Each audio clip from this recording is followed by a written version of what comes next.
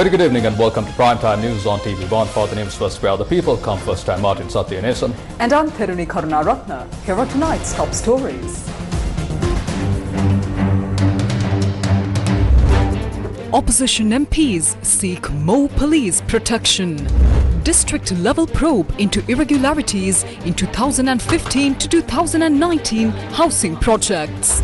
Western Province Governor Hanif Yusuf appointed Presidential Special Envoy for Foreign Investment. Inflation rises to 2.1% this month. On to those stories in detail.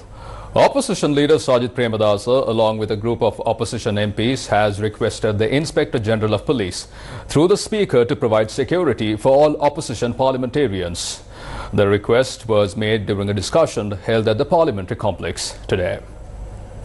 Citing several recent incidents, including the killing of Waligama Pradeshya Sabha Chairman Lasantha Wickramasekara and a statement in Parliament that Samagi Jana Balawega MP Jagat Vitana had received death threats, opposition leader Sajid Premadasa and several opposition MPs have been calling for personal security over the past few days. A special discussion on the matter was held today under the chairmanship of Speaker Dr. Jagat Wickramaratne, with the participation of IGP Priyantha Weerasuriya and opposition parliamentarians. During the meeting, opposition MPs emphasized the need to ensure a safe environment that allows them to carry out their political duties without interference, urging that security be provided to all opposition members as a priority. They also requested that an assessment report on the alleged threats be prepared to determine necessary further actions. The Speaker stated that the IGP had already been instructed to take appropriate steps regarding all security requests made by MPs. He further noted that although the government has already taken a policy decision regarding MP security, additional measures have been implemented and protection has already been arranged for certain members. According to a statement issued by Parliament's Department of Communication, the Speaker also instructed the IGP to take necessary action regarding the requests made by opposition MPs today. The IGP in response said he would inform the President and the Minister of Public Security about the opposition's request. The office of the opposition leader announced that the opposition leader, Sajid Premadasa, emphasized the importance to recognize and address the challenges that have emerged concerning the security of public representatives while they serve the people. He has also requested that adequate security be ensured during local government meetings and public days. The statement further noted that if the security of MPs has been withdrawn due to a political decision, the responsibility for ensuring their safety will rest with the Speaker. These are the views expressed by the convener of the Left Centre at a press conference held today. I think many political representatives and MPs across the country are now crying out about their security. They are afraid for their lives, but they also need to ask themselves whether there's a reason behind those threats. When you act in ways that truly hurt the public, deceive them and make their lives harder, or steal from the people's wealth through corrupt and disgraceful acts, it is only natural to face such consequences. They hand out chits and tickets because they have money. So when they face serious challenges as such, simply blaming the government or calling it a political assassination, a political issue, or a lack of police protection won't convince anyone. The people of this country have common sense. They can see what is really going on. පොලිසිය ආරක්ෂාවක් නැතිකමක් කරේ කියලා ආඩපාලි තියෙන එක මං හිතන්නේ මේ රටේ ජනතාව පිළිගන්නේ නැහැ. මොකද ජනතාව යම් සිහිබුද්ධියකින් කල්පනා කරනවා. In an event held in Colombo yesterday, journalist Namdana Veeraratne expressed the following views regarding the conduct of Sri Lanka's political system in recent decades. These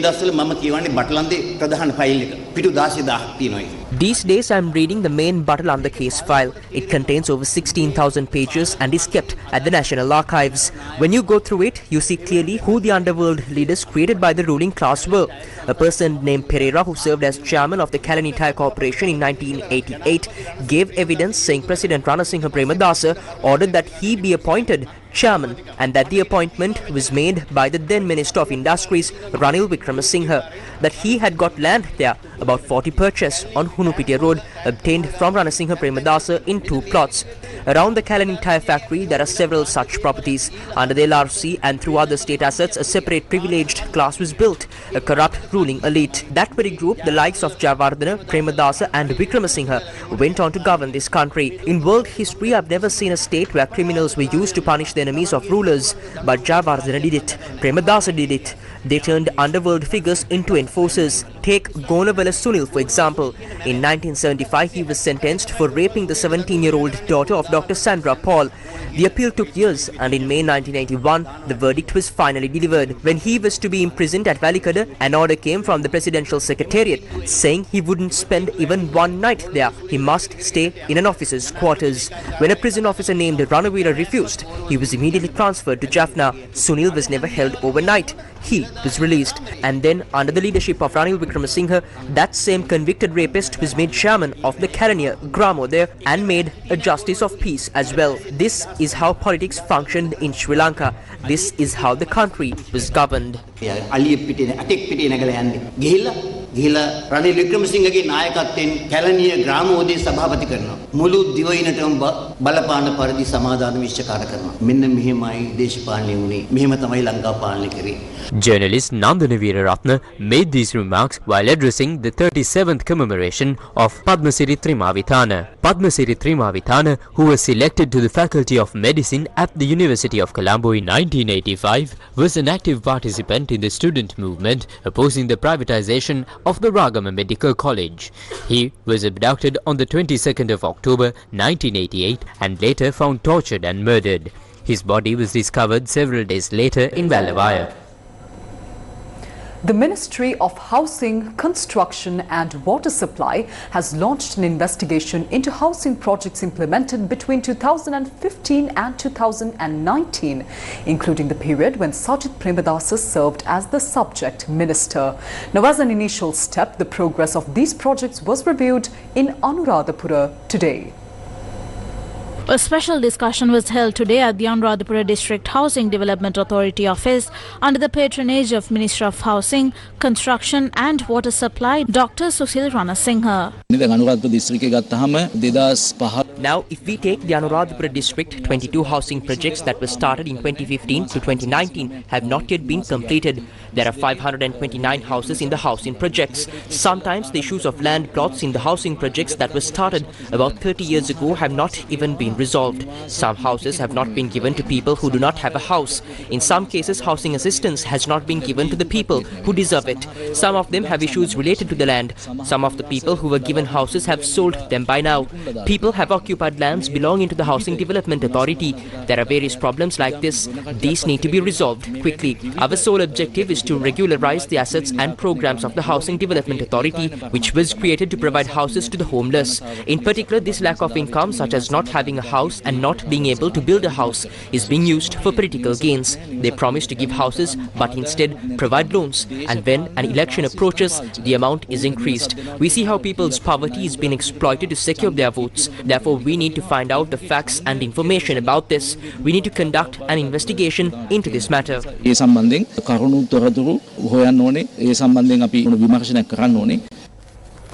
The Colombo Chief Magistrate Asanga S. Bodhiragama today ordered the release of former chairman of the Sri Lanka State Trading Corporation, Hussein Bahila, who was arrested by the Commission to investigate allegations of bribery or corruption over allegations of large-scale financial misconduct. Accordingly, the suspect was released on a cash bail of 50,000 rupees and two sureties of 1 million rupees each. Colombo Chief Magistrate Asanga S. Bodhiragama imposed a foreign travel ban on former chairman of the Sri Lanka State Trading Corporation, Hussein Bahila, and ordered him to hand over his passport to the court. Appearing for the Bribery Commission, Assistant Director General Sulochana Hettiarachchi informed the court that the suspect had imported 50 temporary warehouses at a cost exceeding 90 million rupees, disregarding proper procedures. She further revealed that this procurement, made in 2015 without any necessity to the corporation, had caused a loss of 99,679,799 rupees and 75 cents to the government. She also added that the suspect had arranged the imports through a foreign company, thereby providing undue advantage to an outside party. The Assistant Director General requested the court to remand the suspect as investigations are still underway. However, counsel appearing for the suspect sought bail, following which the Chief Magistrate observed that there were no sufficient grounds to justify remand and ordered the suspect's release on bail. The case was fixed for further hearing on the 23rd of January. Colombo Chief Magistrate Asanga S. Botaragama today ordered the release on bail of Neville Vanyarachi, the Chief Security Officer of ex-President Mahinda Rajapaksa, who was in remand custody over allegations of unlawfully acquiring assets worth 28 million rupees. According to the court order, the suspect was released on a cash bail of 50,000 rupees and 3 sureties of 1 million rupees each. Neville Vanyarachi was produced before Chief Magistrate Asanga S. Bodaragama this morning. The Chief Magistrate ordered that the suspect be released on bail, while also imposing a travel ban and instructing that his passport be handed over to the court. On the 2nd of October, the suspect had appeared before the Bribery Commission to provide a statement, during which he was taken into custody by investigating officers. He was later produced in court and had been remanded until today.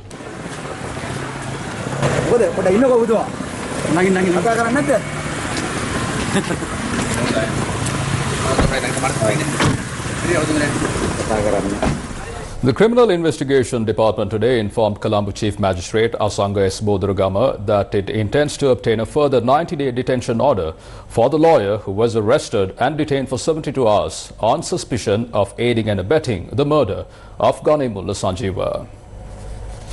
The investigating officer representing the CID made this statement while submitting a report on the investigation conducted into Kehel Bhadrapadme, one of the main suspects in the incident. The officer appearing for the CID stated that, based on the interrogation of Kehel Bhadrapadme, one of the main suspects in the murder of Ganimullah Sanjeeva, Thamara Aberatna, who works as a lawyer, was arrested on suspicion of aiding and abetting the crime. The investigating officers informed the court that the arrested suspect has been detained for 72 hours and is currently being questioned. They further stated that they intend to obtain a new 90-day detention order through the Ministry of Defence once the current order expires. They added that investigations conducted following the lawyer's arrest revealed that she had arranged for the first suspected shooter who came to assassinate Ganimullah Sanjeeva to enter the court premises disguised as a lawyer. The investigating officer stated that the suspect lawyer had also provided the first suspected shooter with 2 ties to assist in his disguise, and that she had given him her lawyer's ID card to produce a fake lawyer's ID. They further stated that the suspect lawyer had given the first suspect 2 criminal law books and a lawyer's vehicle sticker. They informed the court that investigations had revealed the lawyer provided legal assistance in cases involving Kehel Bhadrapadme and that they intend to examine her bank accounts. The officers also informed the court that information regarding 5 actresses who had relationships with Kehel Bhadrapadme had surfaced and requested permission to examine several bank records. The Chief Magistrate, after considering the facts presented, ordered the Criminal Investigation Department to report the progress of the investigation to the court on the 7th of November. The Colombo Chief Magistrate Asanga S. Bodaragama today ordered the release on bail of Sadika Lakshani, wife of the underworld figure known as Bako Saman, in connection with an ongoing investigation. The suspect was granted bail on a cash bond of 50,000 rupees and 2 sureties of 2 million rupees each. In addition, the magistrate imposed a travel ban, directing her to surrender her passport to the court. The suspect was further directed to report to the Criminal Investigation Department every Sunday morning. Sadika Lakshani, who was brought to Sri Lanka from Indonesia, is the wife of Bako Saman, a well-known organised crime figure. She was arrested on the 4th of September and produced in court on charges filed under the Prevention of Money Laundering Act and the Poisons, Opium and Dangerous Drugs Ordinance. As other related cases remain pending, the suspect was remanded again after being granted bail. The Ceylon Petroleum Corporation has announced that fuel prices have been revised with effect from midnight today. Accordingly, the price of octane 92 petrol has been reduced by 5 rupees per litre, with the new price being 294 rupees. The price of Lanka Super Diesel has been increased by 5 rupees per litre, and the new price of Lanka Super Diesel is 318 rupees per litre. The prices of other fuel types have not been revised. The Ceylon Petroleum Corporation announced the monthly fuel price revision in an official statement. Newsfirst with the people. In more local news, Western Province Governor Hanif Yusuf has been appointed as the President's Special Envoy on Foreign Investment. The President has made this appointment considering Hanif Yusuf's experience in global investment partnerships and his long-standing contributions to the development of the private sector in Sri Lanka. Accordingly, his responsibilities include facilitating high-level dialogue with international investors and strategic partners, strengthening investor confidence, supporting the government's program to attract foreign direct investment to the country, and identifying, developing and advancing priority investment opportunities. Hanif Yusuf will also be responsible for working in close coordination with the Board of Investment of Sri Lanka, the Export Development Board, Port City Economic Commission and relevant line ministries. Hanif Yusuf will serve in this position on an honorary basis, in addition to his position as Governor of the Western Province. National Lotteries Board Chairman MD.C.A. Pereira recently revealed that a large group of individuals allegedly appointed as lottery sales agents based on political affiliations had failed to remit substantial sums of money owed to the board. In response to these allegations, parliamentarian Hesha Vithanage held a press conference yesterday. Meanwhile, Akhila Viraj Karyavasam also addressed the media today at the election office of former President Ranil Wickremesinghe on Flower Road, Colombo, responding to the same allegations.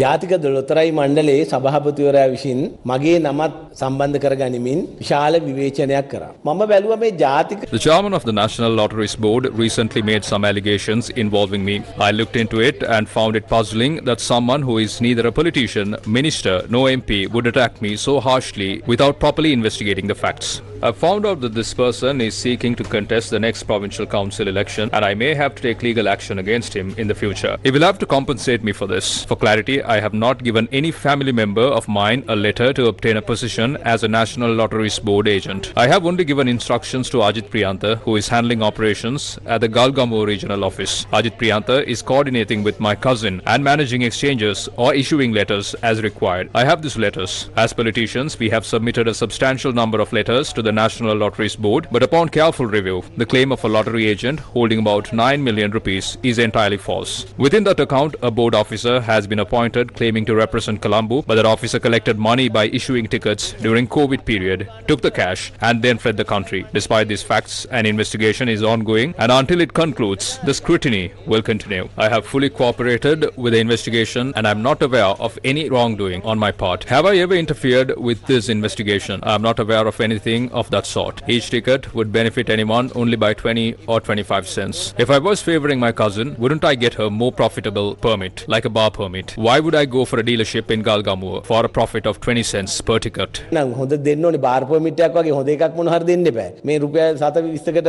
මේකේ තියෙන ගල්ගමුව පැත්තේ ඩීලර්ෂිප් එකක් දෙන්න ඕනේ.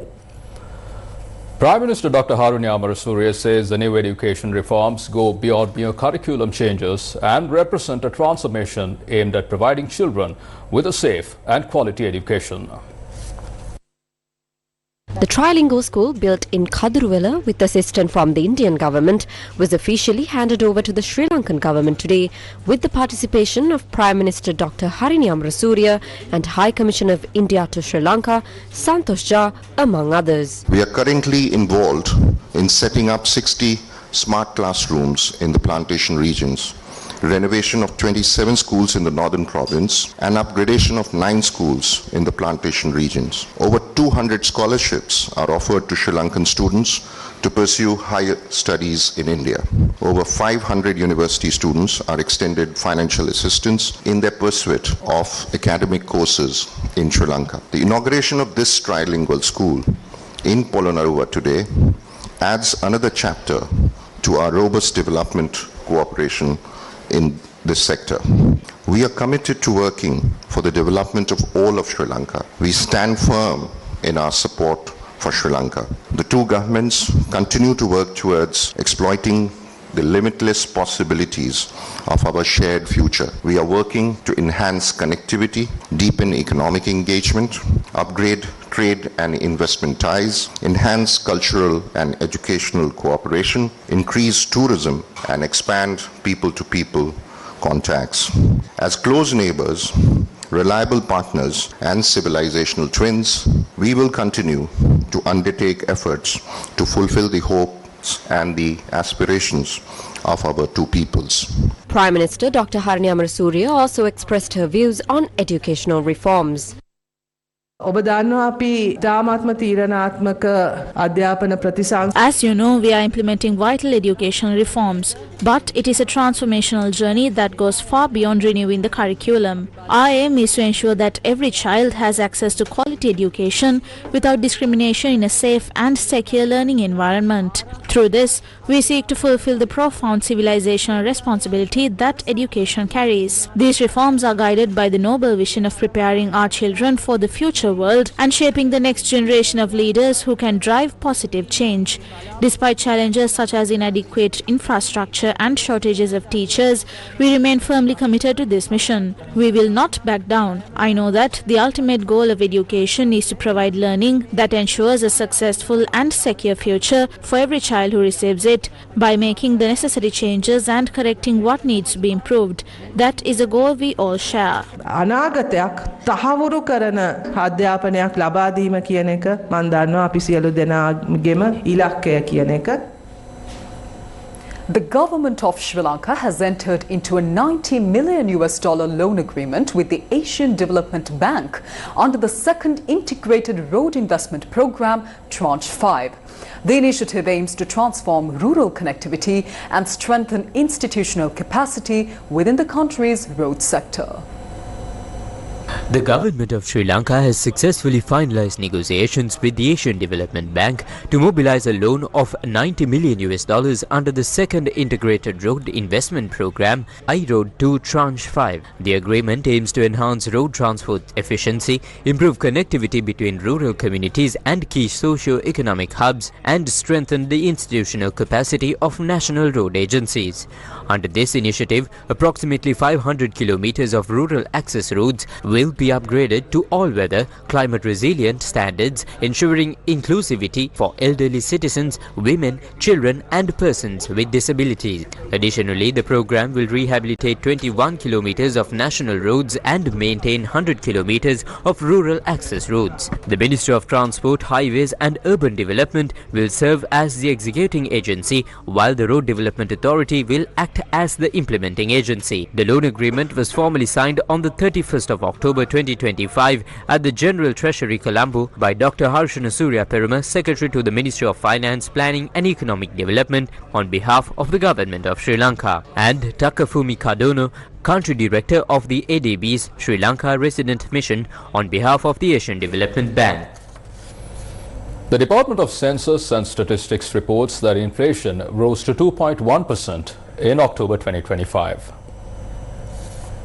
The Department of Census and Statistics reports that the rate of increase in consumer prices, or inflation, rose to 2.1% in October. Last month, inflation had been recorded at 1.5%. In its latest report, the department noted that rising food prices contributed significantly to the increase in inflation. The Central Bank of Sri Lanka, responsible for controlling inflation, has consistently emphasized that maintaining inflation around 5% remains its key monetary policy objective.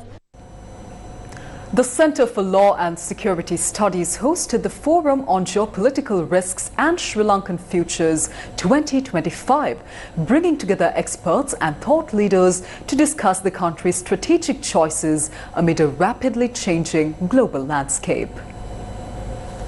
The Centre for Law and Security Studies hosted the Forum on Geopolitical Risks and Sri Lankan Futures 2025 in Colombo yesterday.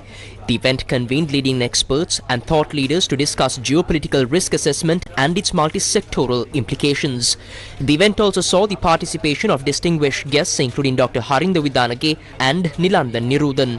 The keynote address was delivered by Shevan Daniel, Group Director of the Capital Maharaja Group, where he highlighted the importance of understanding geopolitical trends in shaping Sri Lanka's national and corporate futures. A panel discussion also took place featuring Lalita Kapoor, Australia's Deputy High Commissioner to Sri Lanka, alongside Rohan Mas Korala, founder of Shippers Academy International, Nalaka Umagiliya, COO, Group Information Technology at John Keells Holdings PLC, and Shiran Fernando, Chief Economic Policy Advisor at the Ceylon Chamber of Commerce, explored the evolving geopolitical landscape and its implications for trade, technology and economic policy in Sri Lanka. The forum provided a valuable platform for knowledge exchange and strategic dialogue among policymakers, business leaders and academics.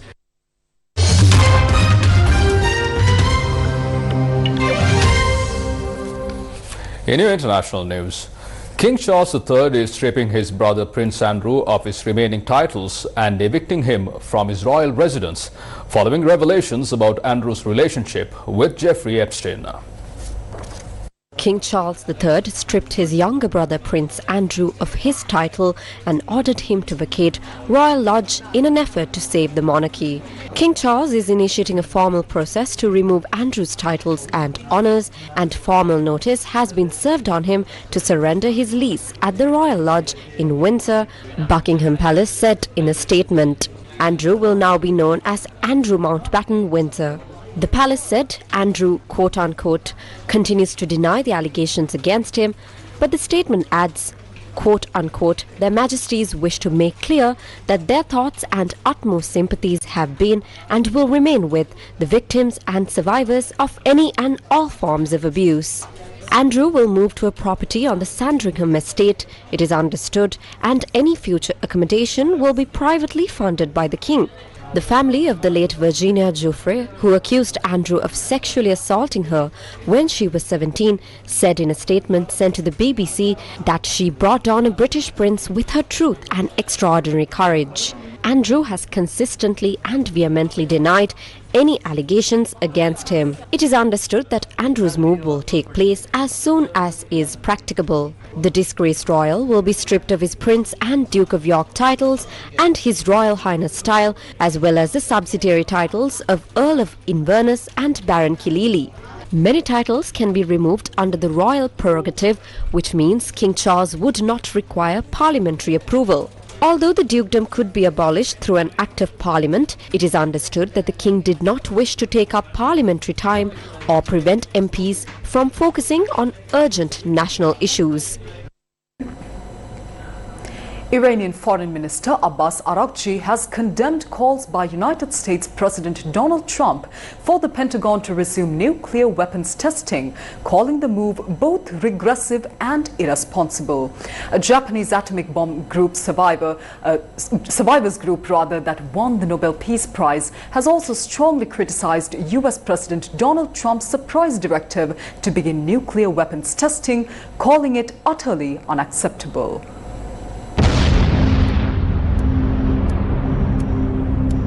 More than 200 people were killed when the United States dropped 2 atomic bombs on Japan's Hiroshima and Nagasaki during World War II. The only time nuclear weapons have been used during warfare. Survivors have battled decades of physical and physiological trauma, as well as the stigma that often came with being a victim. After Trump said yesterday that he had ordered the Pentagon to start nuclear weapons testing to equal China and Russia, Nobel laureate Nihon Hidankyo sent a letter of protest to the US Embassy in Japan. The mayor of Nagasaki also condemned Trump's order, saying it trampled on the efforts of people around the world who have been sweating blood and tears to realize a world without nuclear weapons. Hidankyo won the Nobel Peace Prize in 2024 and while accepting the prize called on countries to abolish nuclear weapons. Iranian Foreign Minister Abbas Araghchi has condemned calls by United States President Donald Trump for the Pentagon to resume nuclear weapons testing, calling the move both regressive and irresponsible. Trump made the surprise announcement in a Truth Social yesterday, shortly before meeting with Chinese President Xi Jinping in South Korea on the sidelines of the Asia-Pacific Economic Cooperation Summit. Trump said he had instructed the Pentagon to immediately resume nuclear weapons testing on an equal basis with other countries like Russia and China, whose nuclear weapons arsenal will match with the US in 5 years.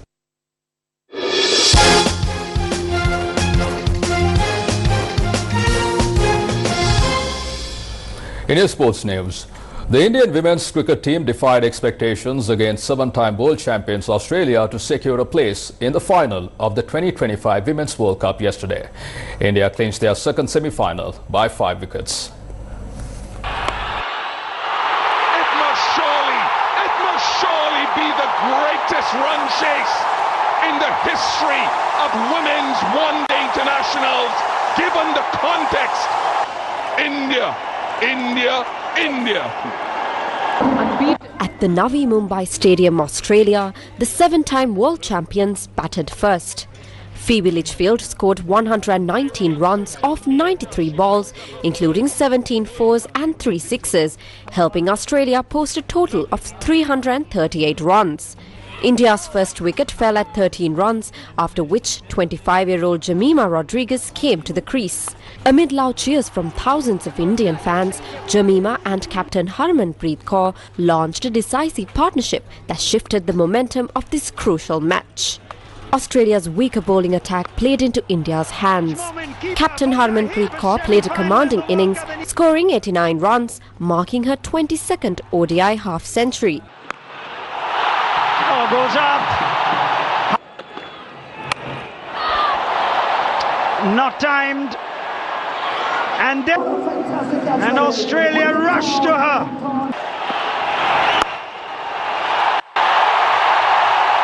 Listen to the crowd as the hometown hero. The valuable 167-run partnership for the third wicket proved unbreakable for all 7 Australian bowlers. Jemima Rodriguez went on to score her third ODI century. Have strolled across the line, defeating the former champions. Now we can say Australia, who have been unbeaten until now. With 5 wickets down and 9 balls remaining, the Indian team, led by Jemima, successfully eliminated Australia from the tournament. Displaying remarkable team spirit and leadership, Jemima Rodriguez described the joy of victory in the Women's World Cup match. Firstly, I want to thank Jesus because I couldn't do this on my own. I know He carried me through today. I want to thank my mom, my dad, my coach, and every single person who just believed in me throughout this time. Take your time, Jemmy. We'll get through this.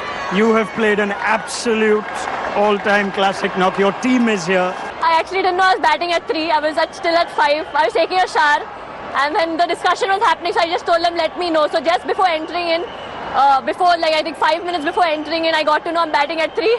But I didn't think about me. It was not for me to prove a point. It was just for me to win this match for India, because we've always lost in crunch situations, and I just wanted to be there till the end to take us through. I think there was just a lot inside of me left. It was really hard, but I just tried to stay calm till the ball finishes. And at the end, just seeing that India win by 5 wickets, I think I couldn't stop myself. Jemima Ivan Rodriguez, in your first World Cup, you've taken India to the World Cup final. The much-anticipated 2025 Women's Cricket World Cup final will be held the day after tomorrow at the Navi Mumbai Stadium. All is set to bring you the live action on TV1 and online at www.sirasatv.lk, the official local broadcaster of the tournament. Dom and Asanka, the dynamic duo who brighten and energize the mornings on radio, are celebrating 10 years of the Morning Fix on Yes 101.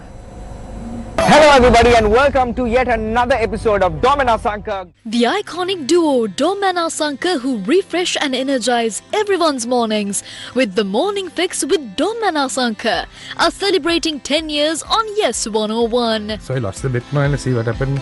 Yeah.